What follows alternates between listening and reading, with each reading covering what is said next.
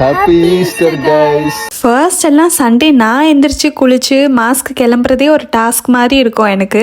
இப்போ பேபி வந்த அப்புறம் அவங்களுக்கும் எல்லாமே பண்ணிட்டு நான் கிளம்புறது இன்னும் பெரிய டாஸ்க் ஆயிடுச்சு.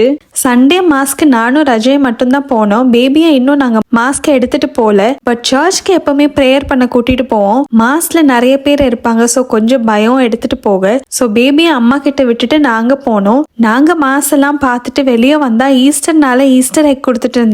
இது ஆக்சுவலி பாயில்டு எக் தான், அதை கலர் பண்ணி கொடுக்குறாங்க. அண்ட் வெளியே ஸ்நாக்ஸ் அண்ட் ட்ரிங்க்ஸ் எல்லாம் கூட கொடுத்துட்டு இருந்தாங்க. நாங்க ஸ்நாக்ஸ் மட்டும் வாங்கிட்டு வீட்டுக்கு வந்துட்டோம். வீட்டுக்கு வந்துட்டு ஜாலியா பேபி கூட விளையாடிட்டு அவங்கள குளிக்க வச்சுட்டு அவங்களுக்கு நியூ ட்ரெஸ் போட்டுட்டு முடிக்கிறதுக்குள்ள லஞ்ச் டைம் ஆயிடுச்சு. அம்மா சாப்பிட கூப்பிட்டுட்டாங்க.